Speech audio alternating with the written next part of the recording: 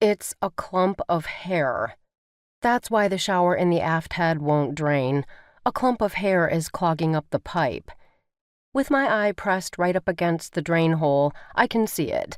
A tangled glob 6 inches below the rim, covered by an inch of scummy water. Gross. Nothing grosses me out like a wet clump of someone else's hair.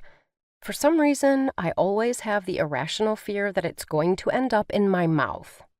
The room I'm in, the head, is barely wide enough for one person. A small toilet on one side and a sink with a handheld shower attachment opposite. The offending drain hole is in the middle of the floor. To use the shower, you pretty much have to stand perfectly upright in the middle of the coffin-sized room and let a tiny stream of water out of the shower head while you hold it directly against the part of your body that you want to clean. This is to avoid getting water all over the toilet, sink, and walls. There is no soap.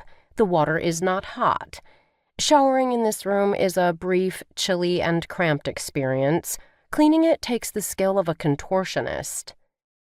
I sit back on my heels and pull the sweaty shirt away from my skin to try to get some air into my disgusting armpits.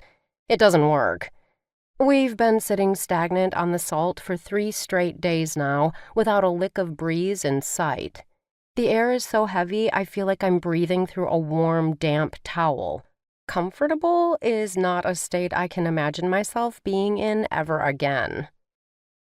Brushing dust and other bathroom floor detritus from my hands, I get up and duck out into the corridor to rifle through the ship's box of cleaning supplies. There's no plunger. Of course, why would there be? So I pull out a few of the unlabeled bottles and open them to see if I can discern what any of them are by smell. One is almost certainly vinegar, and one smells vaguely fruity, but the rest are odorless. I sling some vinegar down the drain and head off to find something to poke at the hair clump with. I remember seeing a wire hanger in the locker in my cabin.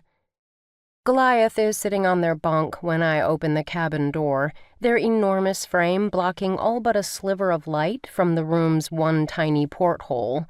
They're cleaning a colossal knife and don't look up or acknowledge me as I come in. The locker is on the opposite wall, the 2 bunks on either side. Like the head, this room is barely large enough for one person, let alone 2, so I have to squeeze past Goliath to get to the locker. I pull out the wire hanger and hold it up to the sliver of light coming through the porthole to inspect it. Then I twist it in my hands to flatten it into a long pole with a hook on one end. "What you do with this?" It's the first thing Goliath has said to me since I boarded the ship 3 days ago. "The drain in the aft head is clogged. I'm going to clean it out." The shadow of a smirk crosses their face. "You clean the head again?" "Yes," I sigh. "I clean the head again."